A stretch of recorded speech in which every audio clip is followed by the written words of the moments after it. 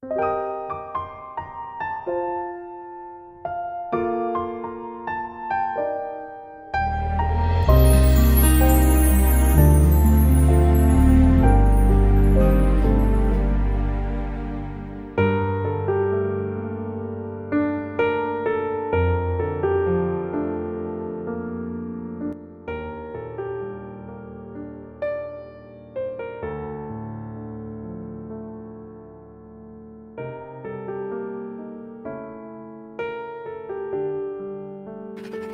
భయము అంటే యెహోవా భయము, యెహోవా కళ్ళు అగ్నిలాగుంటాయంట, యెహోవా కోపం ఎక్కువ, ఇలాంటి భయం కాదు.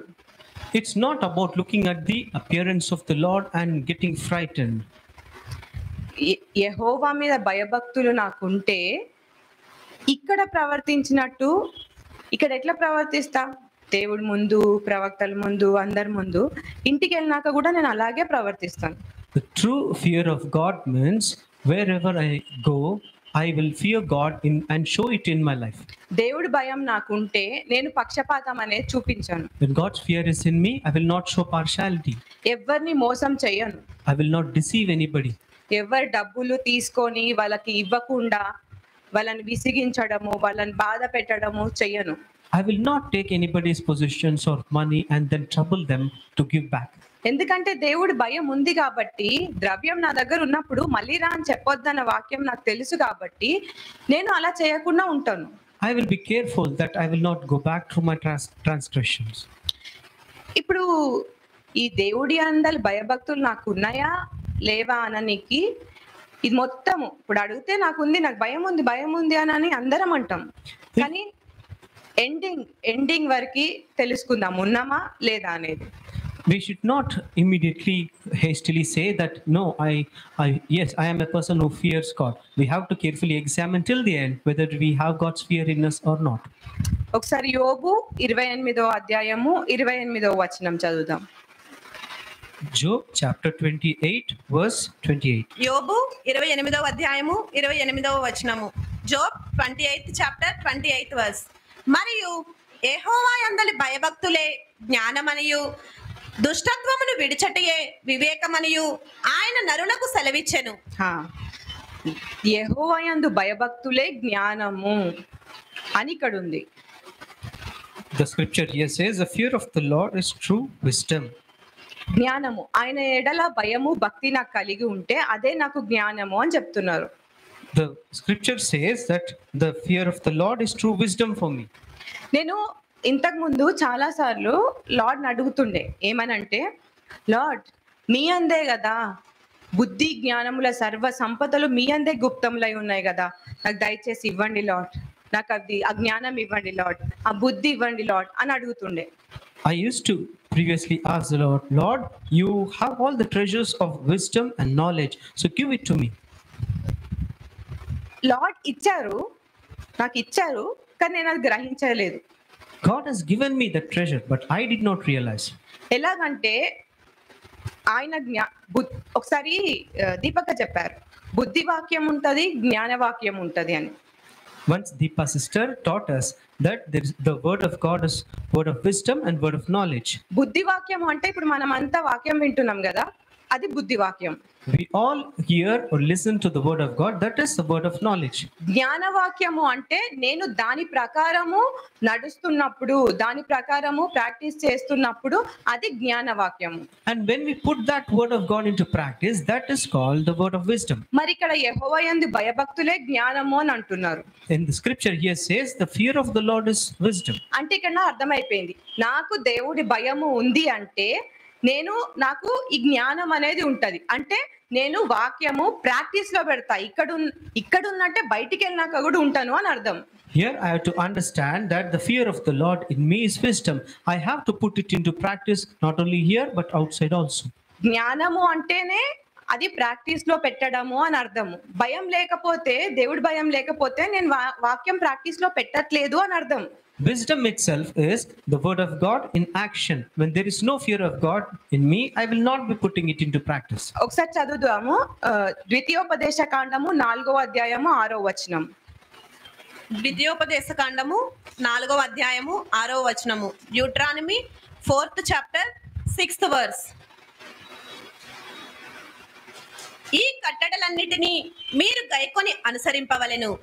వాటిని గూర్చి విను జనముల దృష్టికి అదే మీకు జ్ఞానము, అదే మీకు వివేకము. వారు చూచి నిశ్చయముగా ఈ గొప్ప జనము జ్ఞాన వివేచన గల జనమని చెప్పుకుందురు. ఇక్కడ చెప్పేసినారు జ్ఞానవాక్యము, బుద్ధివాక్యము, జ్ఞానవాక్యము. జ్ఞానవాక్యం అంటే ప్రాక్టీస్ చేయాలి అని, ఇక్కడ అనుసరింపవలెను. లార్డ్ చెప్పింది అనుసరించినప్పుడే అప్పుడే నాకు జ్ఞానము వివేకం వచ్చి వేరే వాళ్ళు చూసి బా జ్ఞానము వివేకము గల జనం వీళ్ళ అనుకుంటారు. ప్రాక్టీస్ లో పెట్టినప్పుడే. When you are truly practicing the word of God in your life, that shows that you are a person with God's wisdom and understanding, and all the people around you will see that and testify. నేను లార్డ్ని అడిగినానని చెప్పినా కదా, అడిగినప్పుడు lord ఇలాగే నాకు allow చేసినారు కానీ నేను అది గుర్తుపట్టలేకపోయినాను స్టార్టింగ్ లో. I've told about my example in the beginning when I asked the Lord and He gave it to me. I did not realize. Lord మీ జ్ఞానము వివేకం ఇవ్వండి అన్నప్పుడు ఆయన జ్ఞాన వివేకం ఇయ్యడం నేను నా జీవితంలో చూసినానంటే, ఒక పరిస్థితి అలౌ చేసుకుంటూ దాంతో పాటు జ్ఞానము వివేకము సేమ్ సైమల్టేనియస్ గా రెండు ఇట్లా వస్తాయి. వచ్చినప్పుడు నేను ఆ పరిస్థితిని మాత్రమే చూసినాను అనుకో, ఈ జ్ఞాన వివేకములు పోతాయి.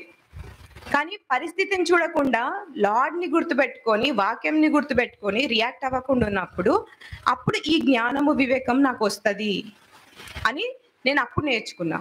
I learned that how does the wisdom and knowledge come to us? When a situation comes before us and along with that God sends His wisdom and understanding, my focus has to be on the wisdom and knowledge of God and not upon the situation or the problem. Then it will display that God's wisdom and understanding is in me. అది గైకుంటేనే నాకు జ్ఞానం వస్తుంది. నాకు situations లో నేను ఆ వాక్యంని గుర్తుపెట్టుకొని గైకుంటేనే నాకు జ్ఞానము బుద్ధి వివేకము ఇవి వస్తాయి అనేది అప్పుడు తెలుసుకున్నాను. Only when I seek and receive the word of God, I understood that God's wisdom and understanding and knowledge will come to me. తర్వాత ఎలాగంటే అంతకన్నా ముందు అబ్బా వీళ్ళు ఇంత ఎదుగుతున్నారు కదా, అసలు వీళ్ళు ఇంత జ్ఞానంగా ఎట్లా మాట్లాడుతున్నారు, అసలు ఎలాగా అని వాళ్ళని అడగాలని ఇట్లా అనిపిస్తుండే. I used to feel, and when I looked at those people operating in God's wisdom, how did they receive it? I have to ask them. తర్వాత నాకే లార్డ్ నేర్పియడం జరిగింది దీపకత్రు. పరిస్థితులలో నువ్వు దేవుడి మీద భయం పెట్టుకొని ఉండి వాక్యము అనుసరించినప్పుడు అది నీకు జ్ఞానంగా మారుతుంది అని. And then through Deepa sister, I learned this truth that when situation comes, I have to seek and walk according to God's wisdom and knowledge. అదే ఒక అనుభవ జ్ఞానంగా మారి ఆ అనుభవ జ్ఞానం అనే ధననిధిలో పడి ఉంటది. And that will turn out to a good experiential knowledge to me and will remain as a treasure. ఇక్కడ క్లియర్ గా తెలిసిపోయింది దేవుడు భయము భక్తి నాకు ఉందా లేదా అంటే నేను వాక్యము ప్రాక్టీస్ లో పెడుతుంటే నాకు భయం భక్తి ఉన్నట్టు లేకపోతే లేనట్టు అని ఇక్కడ మనకు క్లియర్ అయిపోయింది.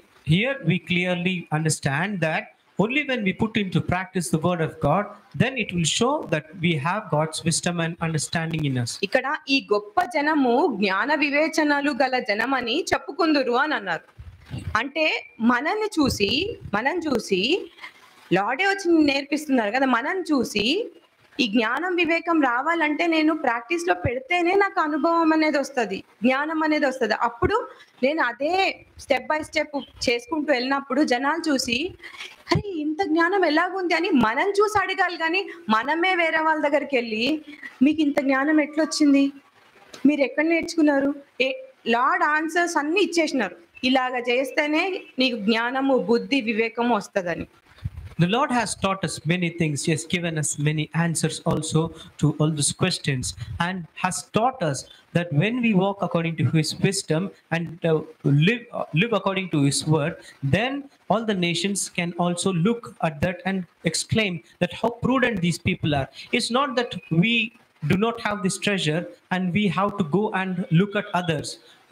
God has given this gift to us also.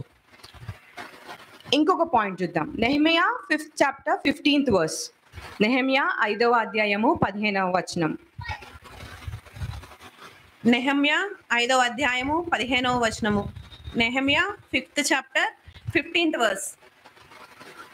అయితే నాకు ముందుగా నుండిన అధికారులు జనుల యొద్ద నుండి ఆహారమును ద్రాక్షారసమును 40 తులముల వెండిని తీసుకొనుచూ వచ్చిరి. వారి పనివారు సహా జనుల మీద భారము మోపుచూ వచ్చిరి. అయితే దేవుని భయము చేత నేను అలాగున చేయలేదు. దేవుడి భయం ఉంటే నేను ఏ పొజిషన్లో ఉన్నా కానీ ఈ పొజిషన్లో ఉంటే ఇట్లనే మాట్లాడాలి, ఈ పొజిషన్లో ఉంటే ఇలాగే అరవాలి, ఈ పొజిషన్లో ఉంటే ఇలాగే చెప్పాలి అని ఉంటది రూల్ లోకంలో. కానీ దేవుని భయము చేత నేను అట్లా చేయలేదు అని మనం ఉంటున్నాము అంటే నిజంగా మనకి దేవుడి భయము ఉంది అని అర్థం. According to the worldly standards or ways, people say you are in a position, so you have the authority and you must speak with that authority to people. But the word of God says that when you fear God, you will have a control on your speech and your actions also. నేను ఒక ఓనర్ని, నేను ఒక high పొజిషన్లో ఉన్నాను, ఇలాగే మాట్లాడితే వీళ్ళకి అర్థమవుతుంది, నార్మల్గా బయట కూడా ఇట్లానే మాట్లాడతారు కదా అని ఉన్నప్పుడు ఎవరైనా చెప్పినప్పుడు కూడా దేవుని భయం చేత నేనైతే అట్లా మాట్లాడను, నేనైతే అట్లా ఉండను అని అనుకుంటే నాకు దేవుడి భయం ఉన్నట్టు. When people say you are an owner of this house or you own anything or you are a ruler, so you can talk sternly with people, still you must be a person who fears God and has self-control. ఇక్కడ 2 నేర్చుకున్నాం ఇప్పటికీ. ఏమని? వాక్యము ప్రాక్టీస్లో పెడితేనే ఆ జ్ఞానం అనేది వస్తుంది. జ్ఞానం ఉంది అంటే నాకు దేవుడి భయము భక్తి ఉంది అని అర్థము. దేవుని భయభక్తి లేదు అంటే నేను వాక్యం ప్రాక్టీస్లో పెట్టట్లేదు అని అర్థం. Here we learn 2 things, that only when we practice the word of God, God's wisdom is in us, and only when we have that wisdom in us, it proves that godly fear is in us. ఇంకొకటి ఏం నేర్చుకున్నాం? పక్క వాళ్ళు వీళ్ళు చేస్తున్నారని మనం చెయ్యము. దేవుడి భయం ఉంది కాబట్టి దేవుడి భయం చేత నేను అట్లా చెయ్యలేదు, నేను అట్లా చెయ్యను అని ఆగడం. And another point is, we do not copy the worldly people's way, saying we are a people in authority, we can speak boldly or sternly with people. No, we must have self-control and fear God. ఎందుకంటే ఇక్కడేమో మంచిగా ఉంటాం, ప్రవక్తల దగ్గర మాట్లాడతాము, మంచిగా behave చేస్తాము, అందరి దగ్గర రెస్పెక్ట్గా ఉంటాము, మంచి ఓపిక ఉంటుంది, సండే అయినా కానీ ఆకలి అయినా కానీ అందరితో నవ్వుతూ మాట్లాడతాము. కానీ ఆ మెట్లు దిగి కిందికి పోగానే, ఇంటికి పోగానే అలాగే మాట్లాడుతున్నామా? ఇక్కడ దేవుడి భయము భక్తి ఉన్నట్టు మాట్లాడుతున్నాము. ఇంటికి వెళ్ళినాక భర్త దగ్గర భార్య దగ్గర వంట చేయకపోతే నేను పొద్దు నుంచి ఏం తినలేదని అంటున్నాను అంటే భయభక్తులు లేవు అని అర్థం. Here when we are all gathered in the presence of God, we talk very well with people, we appear so gentle in our speech and behavior. But when you are going out or going home, how are you behaving with your spouse? Are you irritated even in small things like food not cooked on time?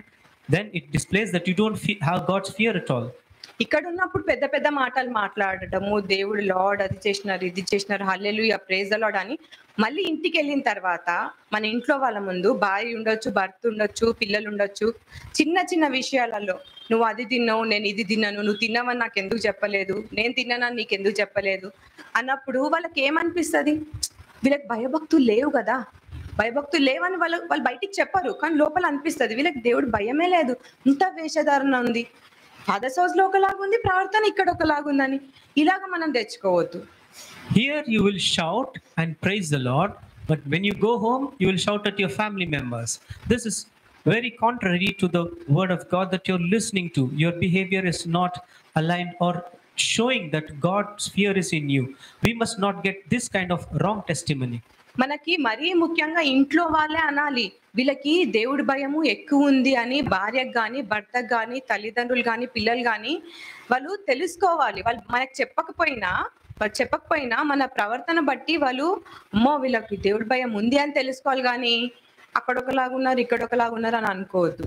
People in our own household must see that we have the fear of God in us. Our behavior, speech and conduct must show that to them. We should not display character of deception or hypocrisy, being one person when we are in God's presence and one person outside. Nehemiah 7:2 చూద్దాం. Nehemiah 7వ అధ్యాయము 2వ వచనము. Nehemiah 7th chapter 2nd verse. నా సహోదరుడైన హనానీకిని కోటకు అధిపతి అయిన హనన్యాకును యెరూషలేము పైన అధికారము ఇచ్చి తిని.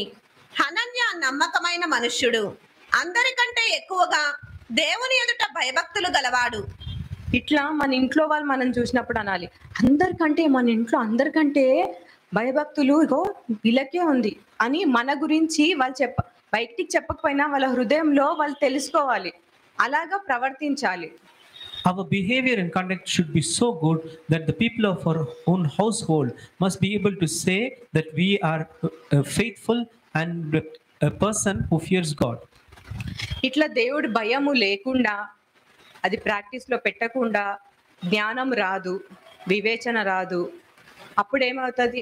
ఫస్ట్ పాయింట్లో అన్నట్టు కృతజ్ఞత కలిగి ఉండకుండా ఉంటాము, వచ్చిన స్థితి మర్చిపోవడం జరుగుతుంది. When we don't put God's word in practice, we will not show that we have God's fear and His wisdom in us. Then we will be in this first point that says we are not being thankful to God and we're forgetting when the situation comes. మనము first starting వచ్చింది గుర్తుపెట్టుకుందాం. అందరము first దీపక దగ్గరికి, fathers హౌస్కి first వచ్చినప్పుడు ఎలాంటి పరిస్థితి ఉండే అనేది మనం ఒక్కసారి గుర్తు తెచ్చుకుందాం. For a moment, let us all remember the first instance or the first time that when we have come to Father's house. ఒకవేళ మనం ఇలా చేసినామా లేకపోతే బయటికి వచ్చేసినామా, ఇంకా చేస్తున్నామా, లేకపోతే ఫ్యూచర్లో ఇలా చేస్తానని దేవుడు వాక్యం ఇస్తున్నాడా అనేది కూడా పరీక్షించుకుందాం. Let us examine this also, that whether we are stable or we have come out. ఇక్కడ కృతజ్ఞత లేకపోవడము, వచ్చిన స్థితి మర్చిపోవడము అంటే ఫస్ట్ మంచిగా సిచ్యుయేషన్ బాగాలేనప్పుడు ప్రవక్త ఏది చెప్తే అది, ఏది చెప్పినా వినడము. కానీ కొంచెము తెలుగులో అంటారు కదా, ఒక గడ్డ మీదకి ఎక్కినాక అన్నట్టు అంటారు కదా, అట్లా కొంచెం కంఫర్ట్ లైఫ్ రాగానే మనం మాట వినము. వాళ్ళకేం తెలుసు, వాళ్ళకేం అర్థమవుతుంది అని. Not being thankful or forgetting the situation from which you came out when you came here to God, that means you're just listening to what the prophet is speaking to you, but you're not practicing it. You're just showing that you're rising up, but actually you're falling down. కానీ అలాంటి పరిస్థితి రాగానే మళ్ళీ punishment వస్తుంది. మళ్ళీ punishment రాగానే మళ్ళీ ప్రవక్త దగ్గరికే ఉరుకుతాము. మళ్ళీ అప్పుడు ప్రవక్త ఏది చెప్తే అది చేస్తాం. But when the situation comes, you again run to the prophet for help and counsel, but you don't do what they say. దేవుని భయం లేకపోతేనే ఇలాగ నా జీవితం ఉంది అనే తెలుసుకోవాలి. Only when God's fear is not in us, we become so wayward. చూద్దాం ఎగ్జోడస్ 16 చాప్టర్ 35th వర్స్. నిర్గమకాండము 16వ అధ్యాయము 35వ వచనము. Exodus 16th chapter 35th verse. ఇశ్రాయేలీలు నివసింపవలసిన దేశము నాకు తాము వచ్చు 40 ఏండ్లు మన్నానే తినుచుండిరి. ఇశ్రాయేలీలు నివసింపవలసిన దేశమునకు తాము వచ్చు 40 ఏండ్లు మన్నానే తినుచుండిరి. వారు కనాను దేశపు పొలిమేరలు చేరు వరకు మన్నాను తినిరి. పొలిమేర చేరు వరకు 40 ఏండ్లు మన్నానే తినిరి, మళ్ళీ పొలిమేర చేరు వరకు మన్నానే తినిరి. For 40 years, until they arrived at the land, they were eating manna. They ate manna until they came to the border of the land of Canaan. మనం పరీక్షించుకుందాం.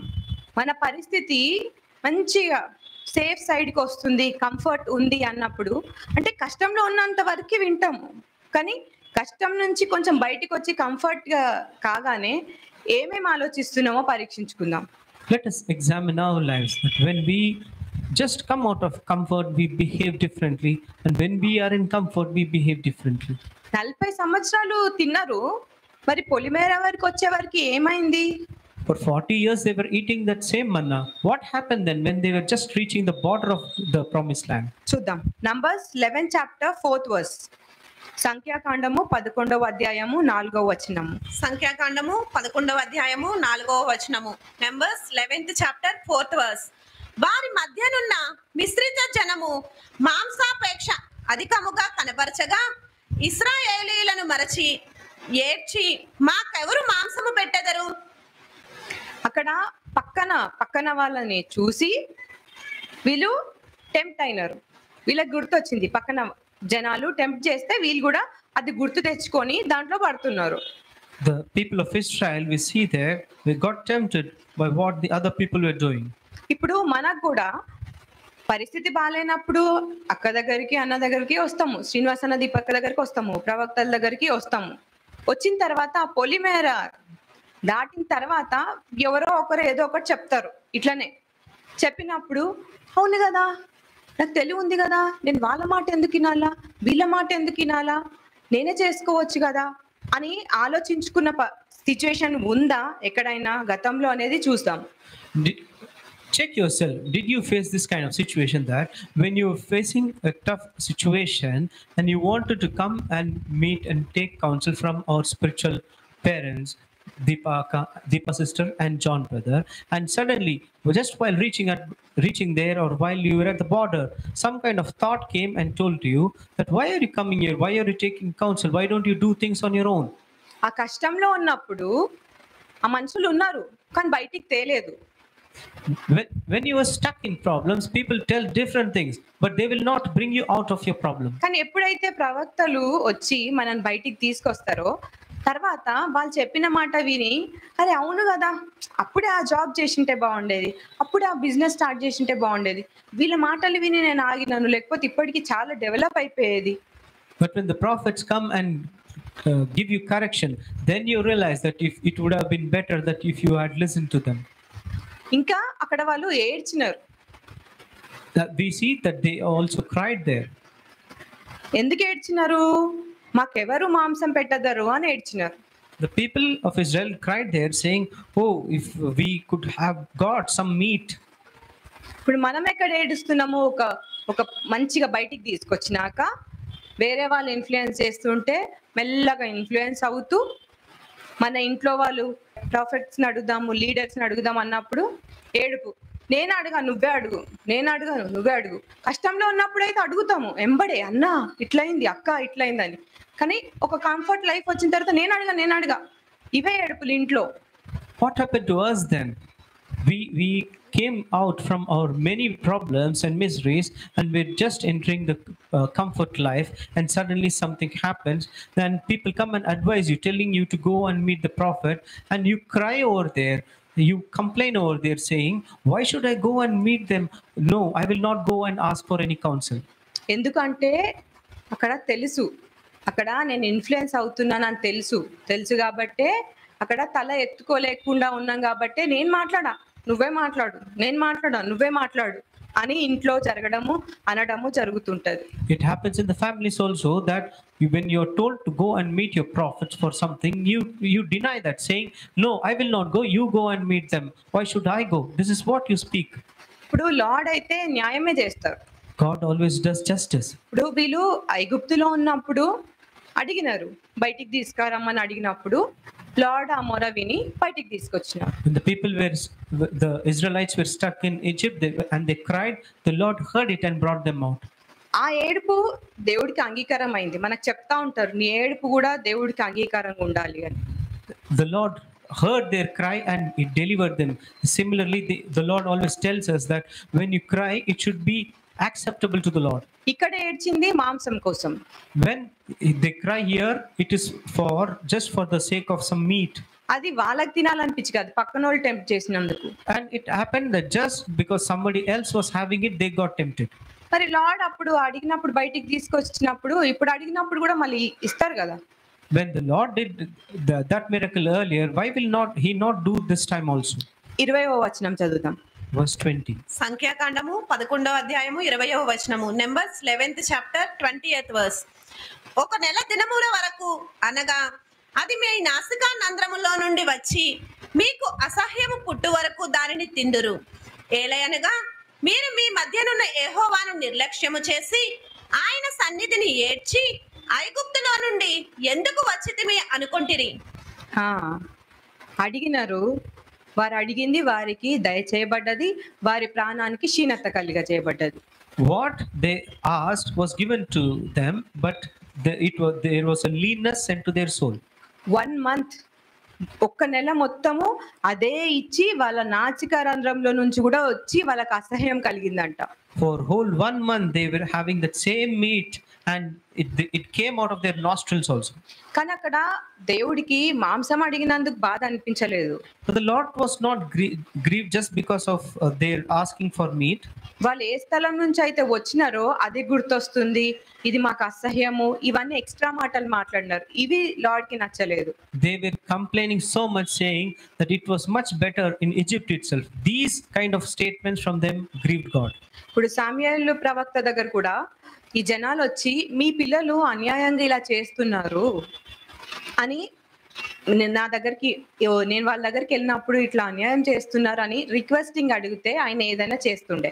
కానీ వీళ్ళు ఎక్స్ట్రా మాట్లాడినారు. ఏం మాట్లాడినారు? ఆ ముసలైన అయిపోయినావు నువ్వు, ఇవన్నీ అవసరం లేదు. When the people went to prophet Samuel, and if they had told him that, see, your sons are misbehaving, then he would have done something. But they crossed that limits also, and they spoke unwanted words over there, and that had grieved God. Lord నాకు ఇది తినాలని ఉంది అంటే lord ఇవ్వరా? If somebody asks the Lord for something to eat, will the Lord not provide? అక్కడ ఏలయనగా మీరు మీ మధ్యనున్న యెహోవాను నిర్లక్ష్యము చేసి అని ఉంది. Numbers 11:20.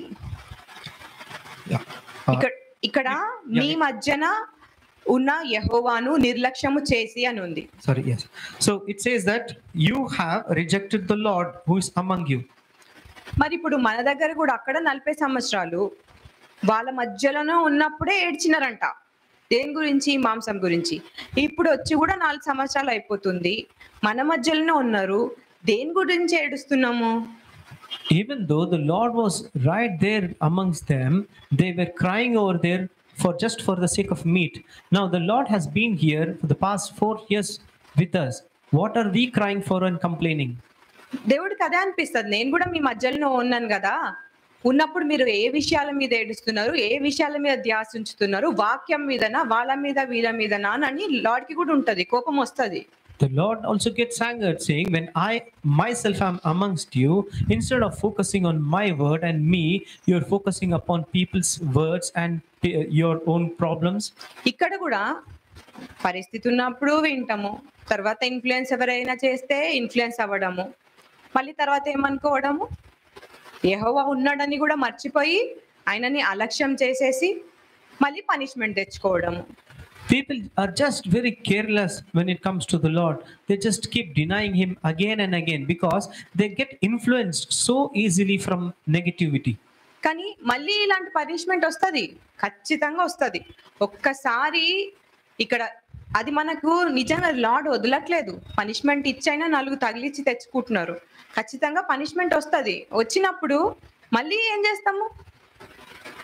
But when you are making God angry by grieving him, then definitely you have to face punishment. But when you're facing those consequences, what do you do next? Numbers 21:7 7th verse చదువుతాం. సంఖ్యాకాండము 21వ అధ్యాయము 7వ వచనము. Numbers 21 chapter 7th verse. ఇశ్రాయేలీలో అనేకులు చనిపోయిరి, కాబట్టి ప్రజలు మోషే యొద్దకు వచ్చి, మేము యెహోవాకును నీకును విరోధముగా మాటలాడి పాపము చేసితిమి. ఇక్కడేంటి పరిస్థితి రాగానే మళ్ళీ ప్రవక్త దగ్గర రావడం. మరి ముందు ఏడ్చిండే కదా, నేను ఫోన్ చేయా, నువ్వు ఫోన్ చేయి, నువ్వు ఫోన్ చేయా, నేను చెయ్యి, ఇట్లా ఏడ్చిండే కదా. మరి ఎందుకు పరిస్థితి రాగానే వచ్చి నేను యెహోవాకును నీకును విరోధముగా మాట్లాడి పాపం చేసి తిని అని పలకడం జరిగింది. The people, when they're facing a problem, they came running to the prophet and they were crying out.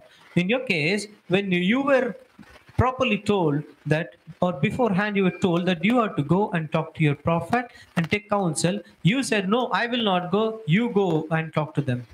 దేవుడి భయం లేకపోతేనే, వచ్చిన స్థితి మర్చిపోతేనే ఇలాంటి మాటలు, ఇలాంటి పరిస్థితి తెచ్చుకోవడం జరుగుతుంది. Only when you don't fear God anymore and you're not remembering the situation from which you are delivered, you will get these kind of punishment upon your head.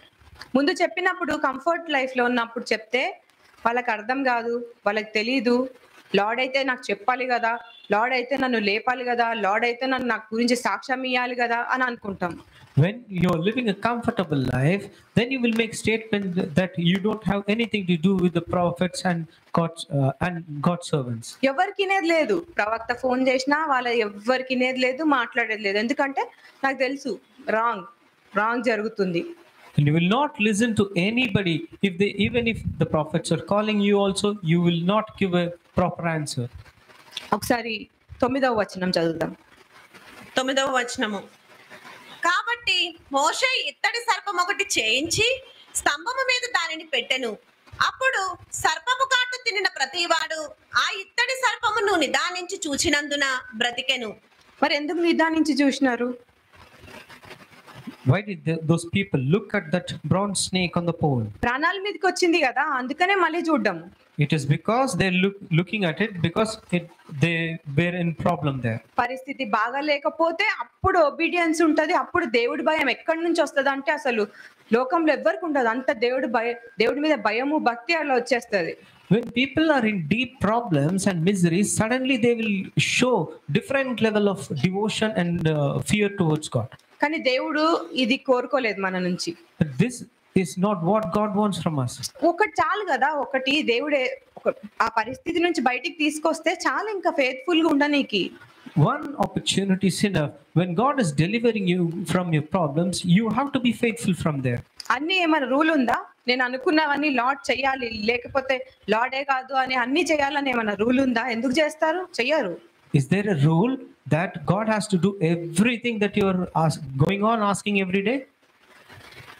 ఉండాలి అంటే ఉండాలి అంతే, ఇంకా మళ్ళీ చాయిస్ అనేది ఉండదు. ఒకటి జరిగిందా ఆయనకి ఇష్టంగా ఉండాలి అంతే. ఇక్కడ వేరే విషయాలు నేర్పించట్లేదు కదా, వాక్యం ఒకటే కదా. దేవుడికి ఇష్టంగా ఉండాలి, మీకు బుద్ధి జ్ఞానము వివేకము ఎలా తెచ్చుకోవాలనే నేర్పిస్తున్నారు కదా. ఇది కొంచెం గుర్తు తెచ్చుకుంటే బాగుంటది ఎవరైనా ఇన్ఫ్లుయెన్స్ చేసినప్పుడు. When God says you have to live according to His word, then you must do it. There is no other choice. God is teaching you to live according to His wisdom, knowledge and understanding. If you are careful, then you will not fall into the temptation which is coming to you from outside, or you will not get influenced by negativity. నా పరిస్థితి బాగలేనప్పుడు ఈ మనిషి ఏమైనారు, ఇప్పుడు మంచిగా ఉన్న మంచి position లో ఉన్నప్పుడు వచ్చి మాట్లాడుతున్నారు, అప్పుడేమైనారు, వద్దు నేను నమ్మొద్దు అని జ్ఞాపకం చేసుకోవచ్చు కదా. You have to remember that when your situation was bad, those people did not care about you at all. But now that you're all well settled, they are showing some fake kind of love towards you. ఒకసారి ఇర్మయా 35వ అధ్యాయము 19వ వచనం చూద్దాం. ఇర్మియా 35వ అధ్యాయము 19వ వచనము. Jeremiah 35th chapter 19th verse. కాబట్టి ఇశ్రాయేలు దేవుడును సైన్యములకు అధిపతినగు యెహోవా సెలవిచ్చినదేమనగా, నా సన్నిధిలో నిలుచుండుటకు రేకాబు కుమారుడైన యోనాదాబునకు సంతతి వాడు ఎన్నడను ఉండక మానడు. ఇట్లా మనము ఒకసారి మనం ఇంటికి వెళ్ళినాక ఈ జెర్మియా 35th చాప్టర్ మొత్తం చదువుదాం. రేకాబీయుల గురించి ఉంటది. రేకాబైట్స్ అంటే తెలుసు తెలుసు అంటాం, కానీ వాళ్ళు ఎలాగైతే ఉన్నారో అలాగ ఉండగలిగినామా? After going home, let us all read this chapter once, Jeremiah chapter 33, where we read about the Rechabites. We see that it's written about them, but are we able to live like them? అక్కడ వాళ్ళ పితృలు చెప్తారు, అక్కడ మీరు ఇల్లులు కట్టుకోవద్దు, మీరు tents లోనే ఉండాలి, మీరు విత్తనం వేయొద్దు, ద్రాక్ష రసం తాగొద్దు, ద్రాక్ష తోట పెట్టుకోవద్దు అని చెప్తే వాళ్ళ పితృలు చెప్పినందుకు వాళ్ళు పాటించుకుంటూనే వస్తారు. వాళ్ళ ముందు పెట్టినా మంచి పాత్రలలో పెట్టినా కానీ లేదు మా పితృలకు మేము మాట ఇచ్చినాం, మేము ఇది తాగము, మేము ఇలా ఉండము అని అంటారు. The Rechabites did not drink wine and several other instructions which were passed on to them by their forefathers. They were following till that day also faithfully. మరి ఈ రోజు నా ముందు అలాగా బ్యూటిఫుల్ గా వచ్చిందా అని నేను నమ్ముతున్నానా, లేకపోతే నా వచ్చిన స్థితి మొదటి స్థితి జ్ఞాపకం చేసుకొని నేను దేవుడికి విధేయతగా ఉంటూ దేనికి ఇన్ఫ్లుయెన్స్ అవ్వకపోతే అప్పుడు లార్డ్ అంటారు. యోనాదాబునకు సంతతివాడు ఒక్కటును ఉండక మానడు. అంటే దేవుడి సన్నిధిలో ఖచ్చితంగా జనరేషన్ లో ఎవరైనా ఉంటారు అని అర్థం. ఆయన సన్నిధిలో పెట్టుకుంటారు అని. కానీ ఫెయిత్ఫుల్ గా ఉంటేనే పెట్టుకుంటారు. అందుకనే ఎగ్జాంపుల్ గా చూపించారు. ఇలాగ ఉండండి, మీరు ఇలా చేయొద్దు, ఇజ్రాయెల్ జనాంగం లాగా చేయొద్దు, ఇలాగా మీరు ఫెయిత్ఫుల్ గా ఉండండి అని చెప్పి అలాగుంటే నా సన్నిధిలో మీరు ఉంటారు అని చెప్తున్నారు. When something which is deceiving you comes before you in a different form, like something like attractive to deceive you and make you sin, and then if you are not giving it any place in your life, then it shows that you are faithful to God, and God says that he will bless you, like he gave this promise here saying Jehonadab son of Rechab will always have descendants who serve me. That is, you will also remain faithful and live in God's presence. ఇక్కడ కృతజ్ఞత లేకపోవడము, వచ్చిన స్థితి మరవడం అనే దాంట్లో మనం starting నుంచి ఎలాగొచ్చినాము, మళ్ళీ కంఫర్ట్ లైఫ్కి వెళ్ళిన తర్వాత మళ్ళీ ఎలాగ మాట్లాడినాము, మళ్ళీ పరిస్థితి వచ్చిన తర్వాత మళ్ళీ ఎలాగ ప్రవక్త మాటిన్నాము. కానీ ఇది మొత్తం సర్కిల్ లాగా ఎప్పుడు ఇది రిపీట్ అవ్వద్దు. మీరు రెకాబైట్స్ లాగా ఉండండి. నేను చెప్పిన మాట విని మీరు ఏ దానికి టెంప్ట్ అవ్వద్దు, దేనికి ఇన్ఫ్లుయెన్స్ అవ్వద్దు అని లార్డ్ ఇక్కడ చెప్పడం జరుగుతుంది. దేవుడి మీద భయము భక్తి ఉంటే నేను ఇప్పుడు ఈరోజు తెలుసుకొని దీని ప్రకారమే ఉంటాను. God is teaching us that you always have to be thankful and grateful to God. You must not forget the situations from which you came out, from which God delivered you. You have to be consistent in your life. Your life must not be a circle that once you are being faithful and the other day you are unfaithful to God. You are disobedient to God. You have to take and remember the example of the Rechabites, and you have to show that consistency to God. ఇప్పుడు దేవుని ఆజ్ఞని మర్చి అశ్రద్ధ చేస్తే ఏమవుతుంది అనేది చూద్దాం. You'll see that when you deny or neglect the word of God, what will happen? ఆ చిన్నది కూడా లార్డ్కి అది పాపమే. Even a small instruction from the prophet is a command from God, and if we disobey, it's a sin. నేను చెప్తున్నాను కదా, అది ఏమనిపిస్తుంది అంటే అది చిన్న విషయమే, అసలు అది ప్రాణాల వరకు పోతుందని అసలు మనం అనుకోము. కానీ అది అక్కడికి తీసుకెళ్తుంది. కానీ తీసుకెళ్ళొద్దు అంటే మాట వినాలి. ఎక్స్ప్లెయిన్ చేసి చెప్పరు, ఎక్స్ప్లెయిన్ చేసి ఇట్లా అవుతుందని. కానీ అది వద్దు అంటే వద్దు అంతే. ఇంకా దాంట్లో ఏది ఉంటుంది అనేది మనకు అనవసరం. వద్దు అంటే వద్దు. There are certain very, very important instructions which will be given to you by our prophets, and when it is told that certain thing you must not do, you must not do. You have to be very careful in that matter, because that could lead to very big problems if you disobey. Judges 16 and 17 versus చూద్దాం. న్యాయాధిపతులు 16వ అధ్యాయము 16-17 వచనములు. Judges 16 and 17 versus. ఆమె అనుదినమును మాటల చేత అతనిని బాధించి తొందర పెట్టుచున్నందున అతడు ప్రాణము విసిగి చావగోరెను. అప్పుడు అతడు తన అభిప్రాయం అంతయు ఆమెకు తెలియచేసి, నేను నా తల్లి గర్భము నుండి పుట్టినది మొదలుకొని దేవునికి నాజీరు చేయబడిన వాడనై ఉన్నాను. నా తల మీదకి మంగళ కత్తి రాలేదు. నాకు క్షవరము చేసిన ఎడల నా బలము నాలో నుండి తొలగిపోయి ఇతర మనుష్యుల వలె అవుదునని ఆమెతో అనెను. దేవుడిచ్చిన ఆజ్ఞ, ఆయన హెయిర్ లో, ఆయన జుట్టులో బలం ఉంటది, ఎవరికి చెప్పొద్దు అని ఆజ్ఞ. The command from God was that there is power upon Samson when his hair is there on his head. కానీ అక్కడ ఆయన ఎందుకు చెప్పడం జరిగింది? ఒకసారి 16th వర్స్ చదువుదాం. 16వ వచనము. ఆమె అనుదినమును మాటల చేత అతనిని బాధించి తొందర పెట్టుచున్నందున అతడు ప్రాణము విసిగి చావగోరెను. It was an instruction from God that he should not be sharing this command from God to anybody. But we read verse 16, why he had to tell it out. అక్కడ ఆమె మనిషికి భయపడ్డారు, విసిగిస్తున్నారు అని చెప్పి మనిషికి భయపడి దేవుడు ఏదైతే చెప్పొద్దు అని అన్నారో అది చెప్పడం జరిగింది. There we see that Samson had that fear of a person. That is why he had opened out his secret, which God asked him to not to share with anybody. ఇప్పుడు మనకు కూడా చాలా ఇన్స్ట్రక్షన్స్ ఇస్తారు. Youth వాళ్ళకి కొన్ని instructions ఇస్తారు, ఎవరితో మాట్లాడొద్దు, ఏమైనా ఉంటే వీళ్ళతో మాత్రమే షేర్ చేయాలి అని. పెద్దవాళ్ళకి ఇంకా వేరే ఇన్స్ట్రక్షన్స్ ఇస్తారు. God gives so many instructions to all of us. To youth, God says you have to talk in this way, you have to connect with only these kind of people, and to the elderly he says, gives different instructions. కానీ నేను వాళ్ళు చెప్పిన మాట మీద ఉంటున్నానా, లేకపోతే మా ఇంట్లో వాళ్ళు ఇన్ఫ్లుయెన్స్ చేసినారు, వాళ్ళు నాకు ఇరిటేట్ చేసినారు, అందుకనే నేను కోపం తెచ్చుకున్నాను అని అంటున్నానా? Am I sticking on to what instruction was given to me by God, or am I getting influenced by what people around me are saying? అది చెప్పడం వల్ల ఏమైంది, లాస్ట్ కి చనిపోతారు. And in the end, what happens is when you don't keep something secret in your heart from God, when he tells you to do, then you have to face death. ఆయన weakness తోనే lord పని చేపించుకున్నారు, కానీ last కి ఆయన పరిస్థితి చనిపోవడం జరిగింది.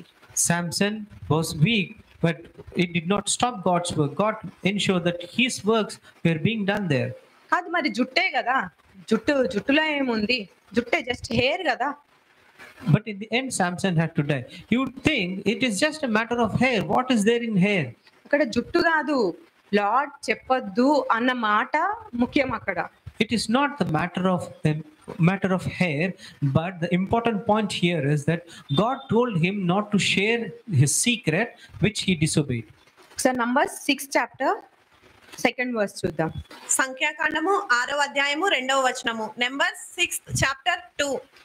నీవు ఇశ్రాయేలీయులతో ఇట్లనము, పురుషుడే గాని స్త్రీయే గాని యెహోవాకు నాజీరగుటకు ఎవరైనను మొక్కుకొని తన్ను తాను ప్రత్యేకించుకొనిన ఎడల వాడు ద్రాక్షారస మాధ్యమములను మానవలెను. ఇక్కడ మొక్కుకొని అంటే ఇక్కడ టీమ్ 7 వాళ్ళకో, ప్రీస్ట్లకో, వీళ్ళకో, మదర్స్కో అని కాదు. మనం ఫాదర్స్ హౌస్కి వచ్చిన తర్వాత లార్డ్ నేను ఇలాగ ఉంటాను, లార్డ్ నేను అలాగ చేస్తాను లార్డ్ అంటే కూడా అది మొక్కుకున్నట్టే. Vow here doesn't mean that you come and make different statements, but when you call upon the Lord and say, this is how I will live, Lord, then it's also a vow that you make before the Lord. అమ్మయ్య నేనైతే ఉంటాను lord అని అనట్లేదు, ఇలాగ ఉండాలి lord, అలాగ చెయ్యాలి lord అని అనుకుంటున్నాను అనే వాళ్ళకి ఏంటంటే ఇలాగ ఉండాలి, ఇలాగ చెయ్యాలి అని అనుకున్నా గానీ అది మొక్కుకున్నట్టే. If you're a person who doesn't say I will do this Lord and I will not do that Lord, but rather you speak differently saying I should be doing this, I would be doing this, then even for you all the words that you're speaking are a vow before the Lord. అంటే ఇక్కడ దేవుడి దగ్గర ఒక decision తీసుకున్న తర్వాత ఇక్కడ ద్రాక్షరసము మద్యము అంటే వీక్నెస్ ని వదిలేయాలి అని అర్థము. Here it means the wine here means that you have to leave your weaknesses. కానీ ఇక్కడ పురుషుడే గాని స్త్రీయే గాని యెహోవాకు నాజీరగుటకు ఎవరైనాను మొక్కుకొని తన్ను తాను ప్రత్యేకించుకొనిన ఎడల వాడు ద్రాక్షారసము మద్యమును మానవలెను. అంటే మొక్కుకున్న తర్వాత వీక్నెస్ అనేది నేను తీసుకున్న డెసిషన్ తర్వాత నా వీక్నెస్ కనిపించొద్దు అని అర్థం. In English, it's in verse 2 and 3. If any of the people, either men or women, take the special vow of a Nazirite, setting themselves apart to the Lord in a special way, they must give up wine and other alcoholic drinks. It means that when you come to the Lord, you must give up what is weaknesses in you. అమ్మయ్య weakness అంటే ఇప్పుడు ఇక్కడ మద్యపానము, ద్రాక్షరసము అంటే మద్యం అని చెప్పలేదు కదా, వీక్నెస్ వేరే వీక్నెస్ అని అనుకోలేము. మద్యము వస్తుంది, సిగరెట్లు, పేకాటలు, బెట్టింగ్లు అన్నీ వస్తాయి, యూట్యూబ్ ఎక్కువ చూడడము, షార్ట్స్ చూడడము, ఇవి కూడా వస్తాయి. You should not be saying that it is just mentioned about wine and alcoholic drink, not the weaknesses that I am having within myself. No, everything that is negative in you, which is contrary to the word of God, is a weakness in you. నేను ఆజ్ఞని మర్చిపోతేనే ఇలాగ మొక్కుకున్నది మర్చిపోతాను, lord దగ్గర తీసుకున్న decision మర్చిపోతాను, నాకు ఇష్టంగా నా వీక్నెస్ ని పట్టుకొని ఉండడము జరుగుతుంది. When you forget God's command, you will forget your own decision that you made before the Lord, and you will keep doing keep going your own ways and go wayward. ఒకసారి సామెతలు 20వ అధ్యాయము 1వ వచనము. సామెతలు 20వ అధ్యాయము 1వ వచనము. సామెతలు 20th chapter 1st verse. ద్రాక్షారసము వెక్కిరింతల పాలు చేయును, మద్యము అల్లరి పుట్టించును, దాని వశమైన వారందరూ జ్ఞానము లేనివారు. ద్రాక్ష రసము వశమైన వాళ్ళు జ్ఞానం లేని వాళ్ళు. అంటే ఏంటి? నీ వీక్నెస్ కి నువ్వు వశమై ఉంటే నీ జ్ఞానం ఎట్లా వస్తుంది? మనం స్టార్టింగ్ లో చూసినాము, మనం ప్రాక్టీస్ చేస్తేనే జ్ఞానం వస్తుంది, కానీ వీక్నెస్ లో ఉంటే జ్ఞానం ఎట్లా వస్తుంది? జ్ఞానం ఉండదు. Those led astray by drink cannot be wise. What it means is that when you are led by your weaknesses, how can you be wise? In the beginning, we read the scriptures and understood through God's word that only when you are practicing God's word, then you are wise. నా weakness, నా మొండితనము నా ఇంట్లో వాళ్ళని కూడా వెకిరింతపాలు చేయగలుగుతుంది, నా ఇంట్లో వాళ్ళని కూడా ఇన్సల్ట్స్ కి తీసుకెళ్ళగలుగుతుంది. My weaknesses can bring shame and dishonor even upon my family members. ఇప్పుడు భార్య భర్తలు అయి ఉండొచ్చు, యూత్ అయి ఉండొచ్చు. వాళ్ళ వల్ల, వాళ్ళ మిస్టేక్స్ వల్ల, వాళ్ళు సరిగ్గా ఉండకపోవడం వల్ల, వాళ్ళు వీక్నెస్ లో ఉండడం వల్ల, వాళ్ళు తప్పుడు చేయడం వల్ల వాళ్ళ పేరెంట్స్ వెళ్ళి వేరే వాళ్ళ ముందు తలదించుకోవాల్సిన పరిస్థితి మనం తెస్తున్నామా అని పరీక్షించుకోవాలి. You have to examine yourselves that because of you are your parents going and bowing their heads before anybody because of your wrongdoings or your transgressions. వాళ్ళేం తప్పు చేయరు, వాళ్ళు మంచిగానే దేవుళ్ళలో మంచిగానే ఉంటూ ఉంటారు. కానీ ఒకవేళ నేను చేయడం వల్ల నా పేరెంట్స్ వెళ్ళి అలాగా వేరే వాళ్ళ దగ్గర కాళ్ళ మీద పడాల్సిన పరిస్థితి రావచ్చు, వాళ్ళ కాళ్ళు కడగాల్సిన పరిస్థితి రావచ్చు, ఇంకా వాళ్ళ ముందు ఇంకా తల దించుకొని ఉండే పరిస్థితి, ఇట్లా నాకైతే నచ్చదు. Your parents are behaving well in the Lord, but because of your transgressions and because of your sinful ways, they are going and bowing their head before others and even sometimes washing people's feet. It is all because of your sins. చెయ్యొద్దు అంటే చెయ్యొద్దు అసలు.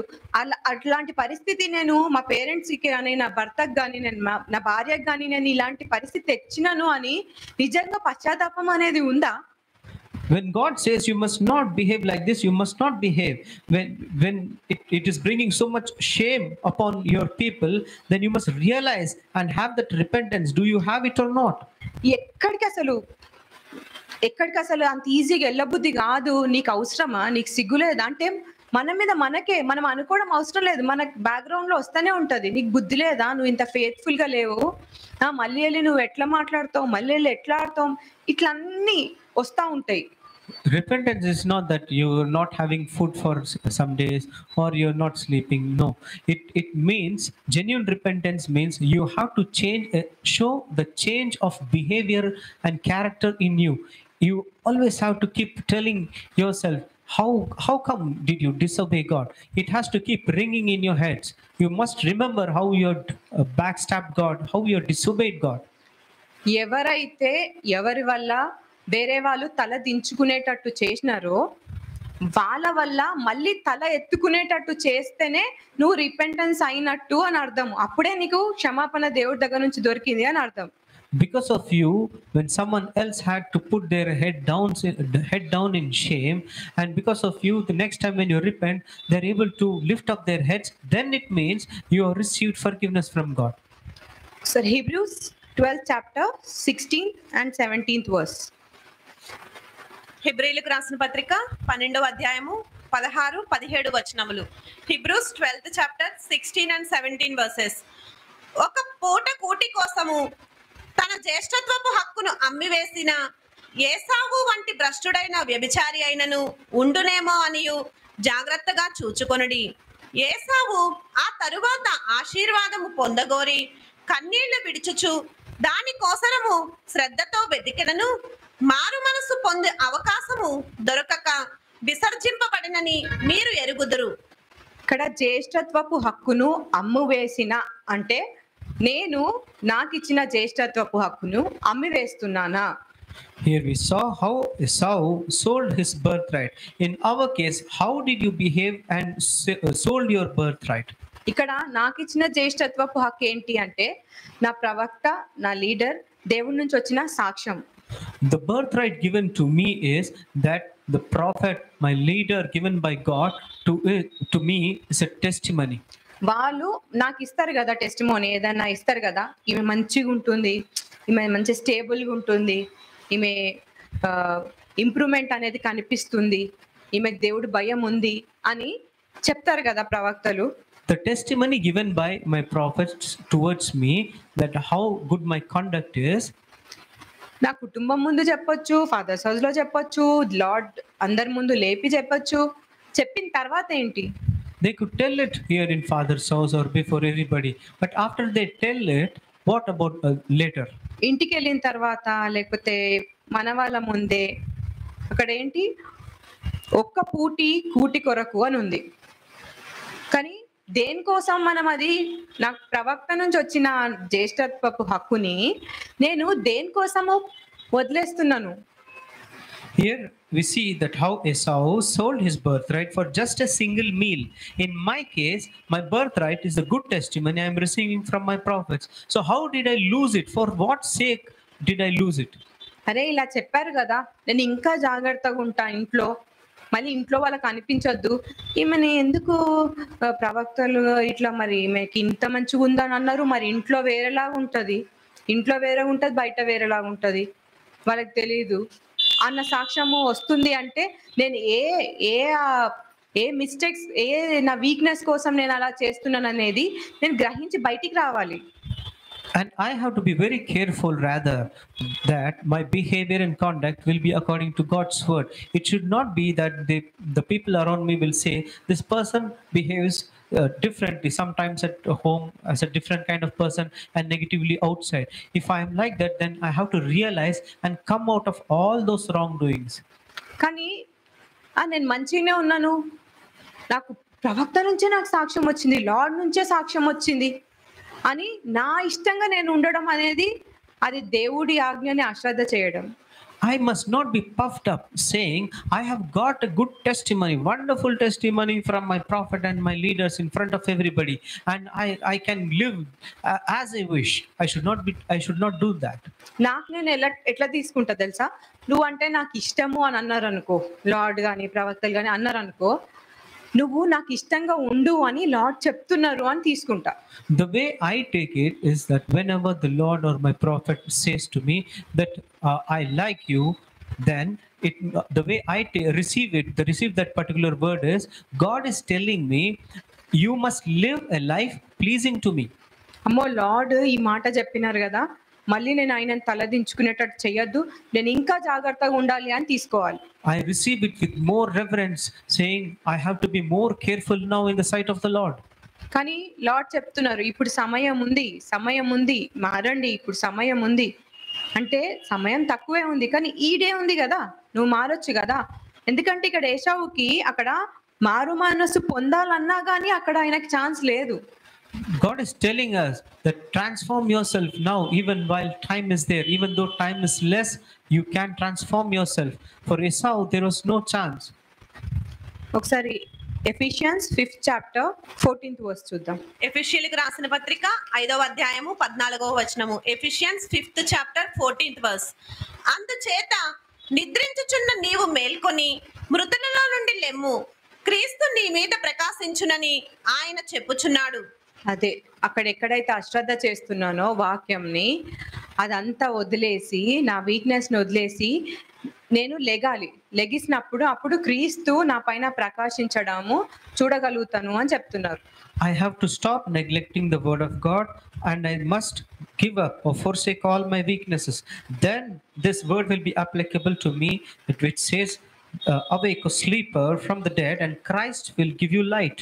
నేను నా life లో ఆయన ప్రకాశం అనేది నేను చూసినాను, అనుభవించినాను. In my life I have seen the Lord's light and experienced it.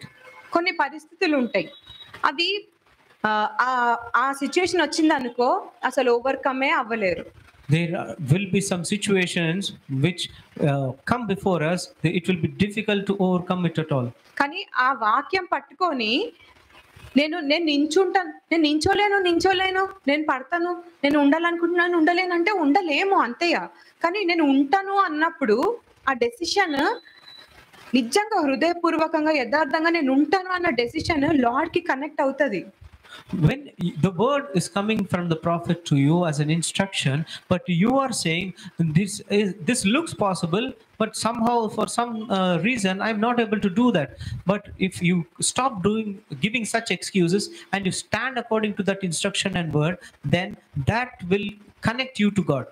ఒక్కొక్క దాంట్లో అలాగ డెసిషన్ తీసుకున్నప్పుడు ఆయన ప్రకాశం అనేది చూసినాను, ఆయన హెల్ప్, ఆయన చూడగలిగిన నా సిచ్యుయేషన్ లో. In every situation, when I was following the instruction given by the prophet, then I was able to see God's light there. అదే అంటున్నారు, నువ్వు అలాగ మర్చిపోకుండా నువ్వు నీ వీక్నెస్ ని వదిలి లేచినప్పుడు నేను నీ పైన ప్రకాశిస్తాను, అది నువ్వే చూస్తావు అని చెప్పి లార్డ్ అంటున్నారు. That is what the Lord is saying. When you are overcoming your weaknesses, then you will see my light shining upon you. ఒకసారి మూడో పాయింట్ చూద్దాము, ప్రవక్తను చేర్చుకోవటం.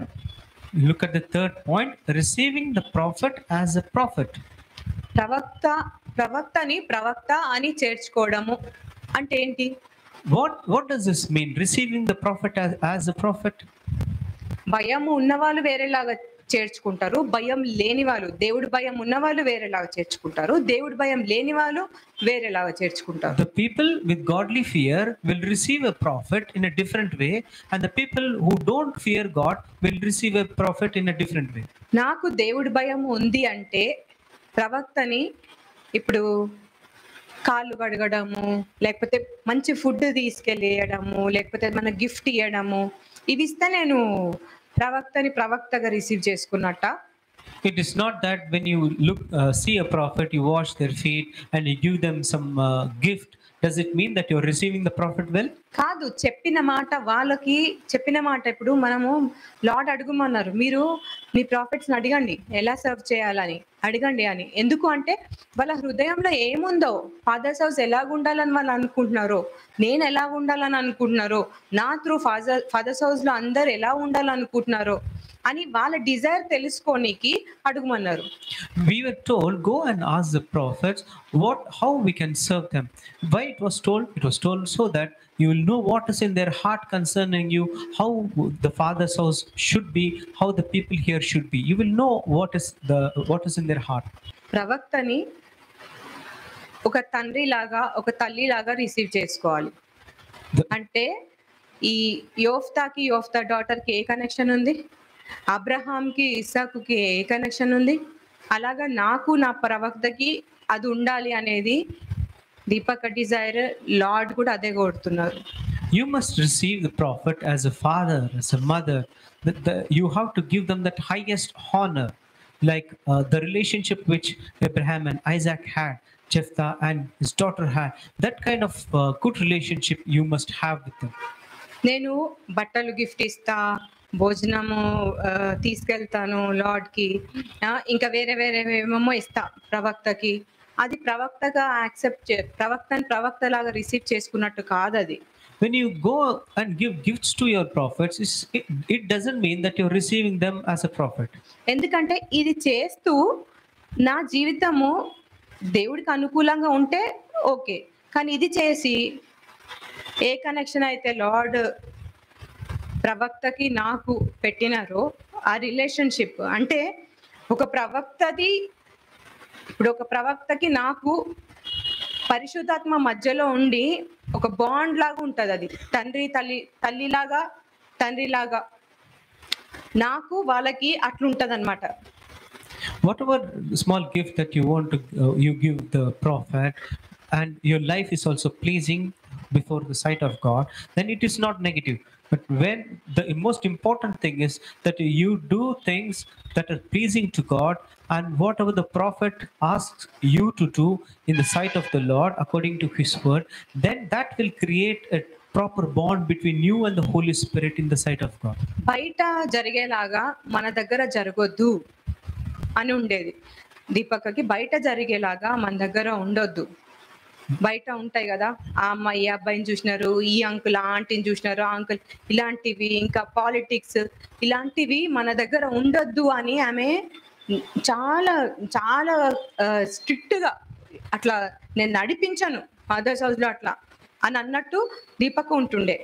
Deepa's sister was very particular about father's house people being led in truth. She always said that we must not, I will not lead these people like how it is done outside. Outside it is deception, there is manipulation, there is lies, there is hypocrisy, there is adultery. I will not let any of these things be seen in my children here. ఒకసారి Matthew 10:41 English లో చదువుతాం. Matthew chapter 10 verse 41. If you receive a prophet as one who speaks for God, one who speaks for the God, అంటే దేవుడి మాట మోసుకొని వచ్చే మనుషులు వాళ్ళు దేవుడి చిత్తం ఏంటని చెప్పనీకి ఒక హెల్ప్ లైన్ లాగా, చిత్తం తెలియక బయట దేవుడి చిత్తం ఏంటో తెలియక తెలిస్తే చేద్దాము. యోబ్ 29 చాప్టర్లో ఉంటది కదా, ఏదైనా చెప్తే నేను చేస్తాను, ఏదైనా ఏది చెప్తే అది వింటాను అని బయట అలాంటి పరిస్థితి ఉంది. కానీ దేవుడు మనకి మన ప్రవక్తలను పెట్టినారు. as we see in Job chapter 29, that people were seeking who will give us that word. Here in Father's house, God has appointed his prophets so that we will receive his word which comes from his heart through his appointed prophets here. ఇక్కడ ఎవరైనా వాళ్ళు వచ్చినప్పుడు వాళ్ళని దేవుడి వాక్యము, దేవుడి మాటలు తీసుకొస్తున్న వ్యక్తిలాగా నేను చూస్తున్నానా, లేకపోతే వాళ్ళ ముక్కు ఇట్లుంది, వాళ్ళ మూతి ఇట్లుంది, వాళ్ళ కళ్ళు ఇట్లున్నాయి, వాళ్ళ స్కిన్ కలర్ ఇట్లుంది, ఇవన్నీ చూస్తున్నామా? When you're looking at a prophet here, whoever is a prophet here, are you looking at their external appearance and speaking negative things, saying their skin color is like that, their body height is like that, here like that? Are you speaking that kind of things, or are you with God's fear saying that this is the person who is carrying the word of God for me? భయము లేదు, భక్తి లేదు, ఏం లేదు, దేవుడి భయం కూడా లేదు. మాంసం కావాలంటే ముక్కుల నుంచి వచ్చింది మాంసము, నాసికా రంధ్రాల నుంచి వచ్చింది, అట్లుంటది పనిష్మెంట్. పాత నిబంధన కొత్త నిబంధన కాదు, అన్ని ఒకటే నిబంధన. ఇక్కడ కూడా అట్లానే జరుగుతుంది. లార్డ్ నిన్న నేడు రేపు నిరంతరం ఒకటేలాగా ఉన్నారు కదా ప్రభువా మీరు, అంటే ఆశీర్వాదానికే కాదు శిక్షని కూడా నిరంతరం ఒకటేలాగానే ఉంటారు. God is eternal, is the same yesterday, today and forever. When you are speaking anything against the prophets and dishonoring them, and you're speaking names against them and mocking them, then definitely you will face the consequences. ఇవన్నీ చేసుకుంటూ నేను ప్రవక్తలాగా నేను receive చేసుకుంటున్నానని కాళ్ళు కడిగి భోజనం తీసుకెళ్ళి gift ఇస్తే అది వేస్ట్, అసలు అది పనికే రాదు, అసలు ఇంకా డబుల్ పనిష్మెంట్ వస్తుంది. And when you are doing all these negative things which you should not be doing against them, and then you go and wash their feet or give them gifts, does this look acceptable before God to you? కాదు, వాళ్ళకి ఏం అవసరము, నేను చూసినంత మట్టుకు వాళ్ళకి అవసరమే లేదు. వాళ్ళు నిజంగా వాళ్ళకు వచ్చే దాంట్లో వాళ్ళ ఫ్యామిలీతో హ్యాపీగా ఉండొచ్చు, కానీ తినేటప్పుడు కూడా ఫ్యామిలీతో తినరు. ఫోన్ వస్తే పట్టుకొని ఉరుకుతారు, వెళ్ళి మాట్లాడుతుంటారు. ఎందుకు అంటే వాళ్ళు ఏదో వీక్నెస్ లో ఉండొచ్చు, మళ్ళీ సడన్ గా వాళ్ళు ఏదైనా రాంగ్ డెసిషన్ తీసుకుంటారేమో, డిప్రెషన్ లోకి వెళ్తారేమో, ఇలాగా ఆలోచించి వాళ్ళు వెళ్ళి మాట్లాడుతుంటారు, సరిగా ఫ్యామిలీతో కూడా గడపకుండా. మనకేమో అలా ముక్కు అలా మూతి ఇట్లా ఆలోచించుకుంటుంటే మాత్రం భయము లేదు, దానికి శిక్ష తప్పకుండా వస్తుంది. You don't have any fear of God if you're looking at the prophet and mocking at them, at their appearances or their bodies, speaking negative things against them, because they are God's chosen people. You don't know how genuinely or how much they care for you all. They don't have time to spend with their own families, even while they're eating, and they get a phone call from any one of you, they just get up, go and attend that call with so much of concern, saying so that you will not get lost from the way of the Lord. That is how much genuinely they love you all and they take care of you all. If you are mocking them, then definitely God will not let you go unpunished. కానీ నేను అంటాను పర్వాలేదు, అట్లనే ఉండండి, అట్లనే ఆలోచిద్దాం, అట్లనే ఉందాం. సేమ్ అదేదైతే ఉందో విత్తింది కుయ్యడం మాత్రం జరుగుతుంది. మన పిల్లలే మన మీదకి అట్లా వస్తారు, మన తల్లిదండ్రులు రావచ్చు, పిల్లలు రావచ్చు, ఎవరైనా రావచ్చు. నేనేమి ఇది భయపడేయనికి కాదు, వాక్యమే చెప్తున్నా. దావీద్ మహారాజు దీసి లార్డ్ చాలాసార్లు చెప్పినారు. లోతు విషయంలో వచ్చినప్పుడు ఆ దేవదూతల్ని ఆ విషయం కూడా చెప్పినారు. అదే చెప్తున్నా నేను. అలాగే అవుతుంది అని చెప్తున్నాను. నేను ఇంకా మారను, నేను ఇంకా ఆలోచిస్తాను. ఆలోచన ఒకసారి రాగానే క్యాస్ట్ అవుట్ చేసి పడేయడం వేరు. కానీ అది ఆలోచననే ఇంకా మెడిటేట్ చేసుకుంటూ అది నెలలు అయిపోతుంది, సంవత్సరాలు అయిపోతుంది. మెడిటేట్ ఇంకా నెగిటివ్ ఆలోచించిన ఆ నెగిటివ్ ఆలోచించడానికి ఏముంది? ఇంత వాక్యం చెప్తుంటే ఎందుకు ఆలోచించాలి నెగిటివ్గా? If you're saying, no, I will not listen to you, I will still go ahead and call names, or when I see the prophets, or I will mock them or tease them, then yes, what you are sowing, you will reap. That is what the word of God says. You are just not listening to what the negativity or negative influence, you are practicing it, you are going on living according to it. Then how come you will not reap the punishment? ఒకసారి Genesis 9th chapter 22 to 25. ఆదికాండము 9వ అధ్యాయము 22 నుంచి 25 వచనములు. అప్పుడు కనానుకు తండ్రి అయిన హాము తన తండ్రి వస్త్రహీనుడై ఉండుట చూచి బయటనున్న తన ఇద్దరు సహోదరులకు ఆ సంగతి తెలిపెను. అప్పుడు షేమేను యాపోతును వస్త్రమౌటి తీసుకొని తమ ఇద్దరి భుజముల మీద వేసుకొని వెనుకకు నడిచి వెళ్ళి తమ తండ్రి దిశములను కప్పిరి. వారి ముఖములు వెనుకతట్టు ఉండుట వలన తమ తండ్రి దిశములను చూడలేదు. అప్పుడు నోవాహు మత్తు నుండి మేలుకొని తన చిన్న కుమారుడు చేసిన దానిని తెలుసుకొని కనాను శపింపబడిన వాడై తన సహోదరులకు దాసానుదాసుడు అగును అనెను. ఇక్కడ తన తండ్రి వస్త్రహీనుడై ఉండుట చూచిన తర్వాత వెళ్ళి వాళ్ళ బ్రదర్స్ ని తీసుకొని వచ్చి క్లాత్ కప్పినారు. ఇది తప్ప? Here we see the act of Ham. He saw that his father Noah was naked there, and he called his brother Shem and Japheth, took a cloth and covered his father. Was it wrong? ఎందుకంటే ఇప్పుడు మరి ఆయనే కప్పేయచ్చు కదా, వాళ్ళ అన్న వాళ్ళని ఎందుకు తీసుకొచ్చినారు? The point over there is he could have done it himself. Why did he go and call his brothers to do that? అక్కడ బ్రదర్స్ ని పిలిచినారు అంటే ఇక్కడ నేను జస్టిఫికేషన్ లాగా ఇస్తున్నానా అంటే సడన్ గా అడిగినారు. నాకు అసలు ఏం చెప్పాలో అర్థం కాలేదు, నాకు అసలు మాట్లాడాలో కూడా తెలియలేదు. తర్వాత అనిపించింది మాట్లాడేది ఉండే అని. You must not say, I missed the opportunity there. When those people were speaking negative about Father's house and my prophets, I thought of saying something, but then I kept quiet. I thought I must be humble, I must be silent. And then later on I realized that I have done a mistake. I did not stand for the truth. ద్వితీయోపదేశ కాండము 27వ అధ్యాయము 16వ వచనము. ద్వితీయోపదేశ కాండము 27వ అధ్యాయము 16వ వచనము. తన తండ్రి అయినను తన తల్లినైనను నిర్లక్ష్యము చేయువాడు శాపగ్రస్తుడగునని చెప్పగా ప్రజలందరూ ఆమెన్ అనవలెను. తల్లినైనను తండ్రినైనను నిర్లక్ష్యం చేయువారు అంటే మన బయాలజికల్ ఫాదర్ మదరే కాదు. ఇక్కడ తల్లిదండ్రులు అంటే ప్రాఫిట్స్ కూడా వస్తారు. తల్లిదండ్రులు Cursed is anyone who dishonors his father or mother. This doesn't mean just about the biological parents, but if our prophets or spiritual parents are what is being spoken about here. దేవుడు కూడా మనకు తల్లి తండ్రి అని పాట పాడతాం. We saying God himself is our father and mother. కానీ నిర్లక్ష్యం ఎట్లా చేస్తున్నాము? How are we denying him? ఇలాగేమన్నా మాటలు వచ్చినప్పుడు మాట్లాడకుండా అయ్యో సడన్ గా అడిగినారు, నేను షాక్ అయిపోయినాను అని నిర్లక్ష్యం చేసినా గానీ మనం ఇట్లా శాపగ్రస్తుల్లాగా వెళ్ళిపోవడం అవుతుంది. It shows that we are neglecting and denying the Lord himself when people outside question us concerning our position, our life in Barukadanai and Father's house, and when we are not able to say all the good things that the Lord has been doing for us here. In Genesis 9:22 to 25 చదివినప్పుడు here we saw in Genesis 9:22 to 25 how Ham's son was cursed. ఎందుకు మరి ఆయన కదా చేసింది? It was Ham who did that mistake. Why was he not cursed directly? మరి వాళ్ళ కొడుకుకి ఎందుకు వచ్చింది? Why did that curse come in his son's life? ఒకసారి జెనసిస్ 9:1 చూద్దాం. ఆది కాండము 9వ అధ్యాయము 1వ వచనము. Genesis 9th chapter 1st verse.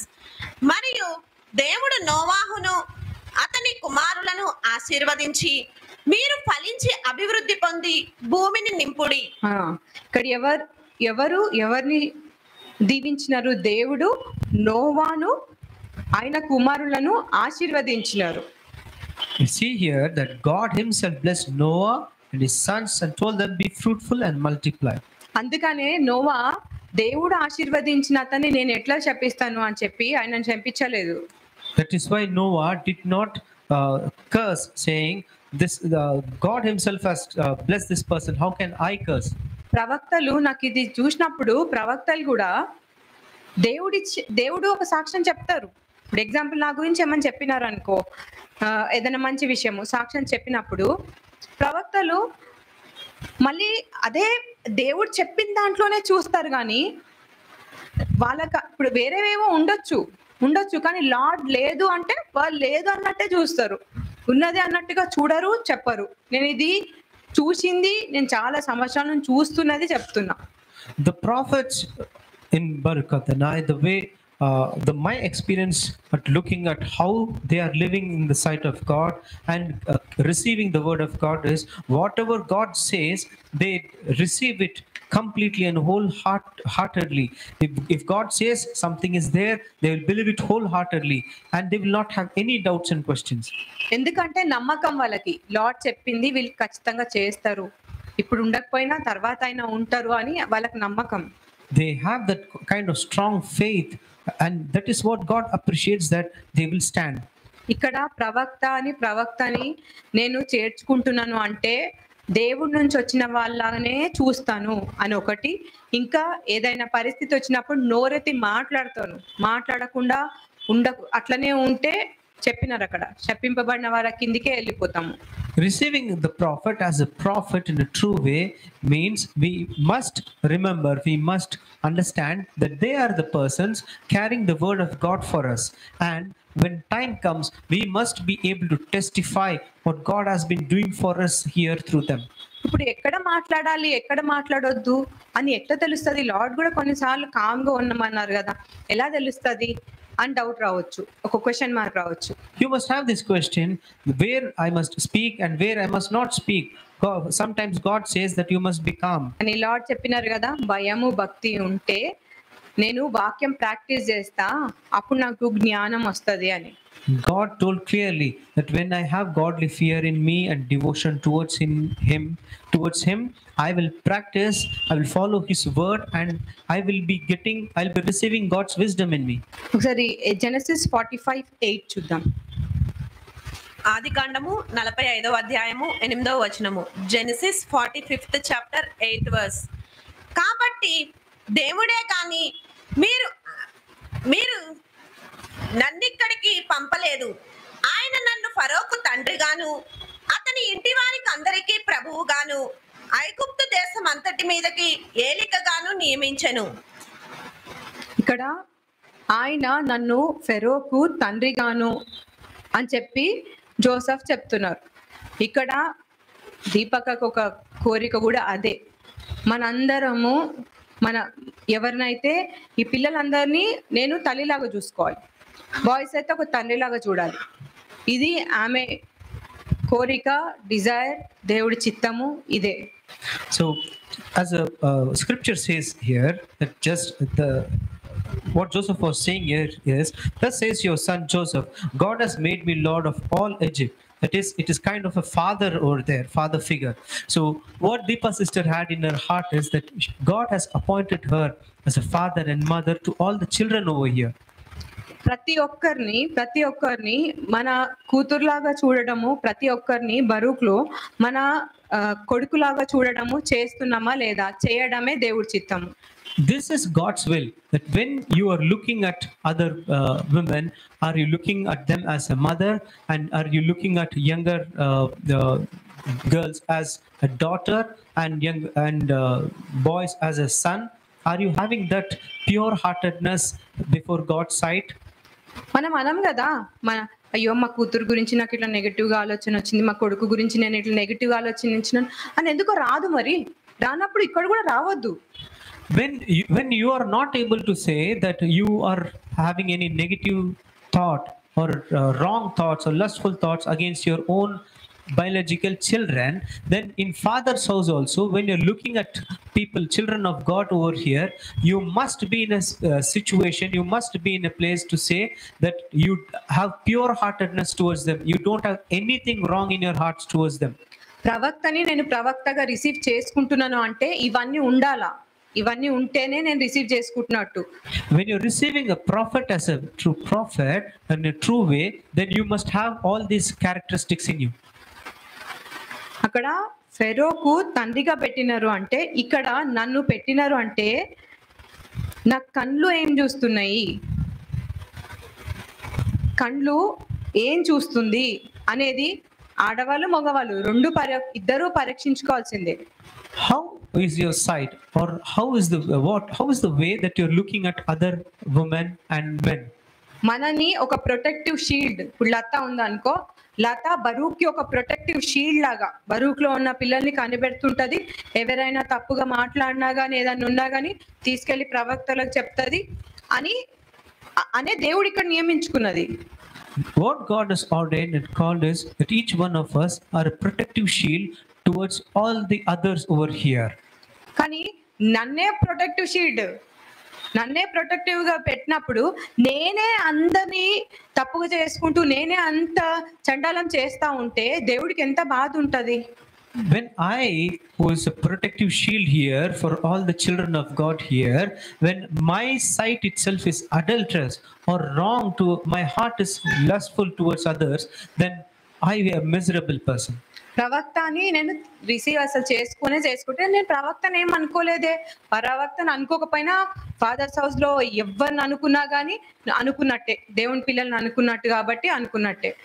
Then it means that I am not receiving a prophet as a prophet. And also when I have any negativity towards any of the God's children, then I am not having God's fear in me. ఒకసారి Philippians 1:6 చూద్దాం. ఫిలిప్పీలకు రాసిన పత్రిక 1వ అధ్యాయము 6వ వచనము. Philippians 1st chapter 6th verse. మీరు నాతో పాలివారై ఉండుట చూచి మీలో ఈ సత్క్రియ ఆరంభించిన వాడు యేసుక్రీస్తు దినము వరకు దానిని కొనసాగించుమని రూఢిగా నమ్ముచున్నాను కనుక మీ అందరి నిమిత్తము నేను చేయు ప్రతి ప్రార్థనలో ఎల్లప్పుడూ సంతోషముతో ప్రార్థన చేయుచు నేను మిమ్మును జ్ఞాపకము చేసినప్పుడెల్లను నా దేవునికి కృతజ్ఞతాస్తుతులు చెల్లించుచున్నాను. వాళ్ళు మనల్ని జ్ఞాపకం చేసుకున్నప్పుడు దేవుడికి థ్యాంక్స్ చెప్పాలి. ప్రవక్తలు మనల్ని జ్ఞాపకం చేసుకుంటే, మన పేరు జ్ఞాపకం చేసుకుంటే వాళ్ళకి బలం రావాలి, వాళ్ళకి నమ్మకం రావాలి, వీలైతే పడనే పడరు అని వాళ్ళకి సంతోషం రావాలి, నిశ్చింతగా ఉండాలి వాళ్ళు. అసలు అట్లా ఉండాలి అంటున్నారు. We should live such kind of godly life that when our prophets remember us, they should be able to give thanks to God for our lives and testimony. They should be able to say that this person is a strength to me. కానీ ఎప్పుడు ఇట్లా వస్తుంది అంటే, నేను దేవుడి పైన భయభక్తులు కలిగి వాక్యం ప్రాక్టీస్ చేసినప్పుడు ఆ జ్ఞానం వస్తుంది. అప్పుడు నేను ఆజ్ఞల్ని ఎక్కడ కూడా మర్చిపోనప్పుడు అప్పుడు నేను ప్రవక్తలాగా రిసీవ్ చేసుకొని ఆ ప్రవక్త ఫలం నాకు దక్కుతుంది. When will I get this testimony? This comes when I fear God, when I obey His commands, and then only I will see God's wisdom in me, and then it will show that through my life I am receiving the prophet as a prophet. నేను చెప్పినాను దీపక్కకి ఇలాంటి ఇష్టము అని చెప్పినాను. ఎవరైతే ఆమెను ప్రవక్తలాగా receive చేసుకుంటారో strict గా అట్లనే ఉండి మనమే ఫాదర్స్ హౌస్ కి ఒక ప్రొటెక్టివ్ షీల్డ్ లాగా మనమే అన్ని అబ్జర్వ్ చేయడము, ఎక్కడ రాంగ్ ఉంటే ప్రవక్తలకు చెప్పడము, ప్రవక్తకు స్ట్రెంగ్త్ గా ఉండడము, మన పేరు చెప్పినప్పుడు అయ్యో మళ్ళీ ఏం తప్పు చేసింది అని రాకుండా నిశ్చింతగా వాళ్ళు ఏ తప్పు చేయరు అని వాళ్ళని ఇట్లా వదిలేయచ్చు ఫ్రీగా అన్న సాక్ష్యము తెచ్చుకోగలుగుతాము. Till now we might have gone astray in several ways, but now let us deeply examine ourselves. And Deepa sister is our prophet, and we have heard what things she it was pleasing to her that we must do in God's presence. We will follow all those things diligently and transform our lives according to God's will. Praise the Lord అండి. Thank you lord.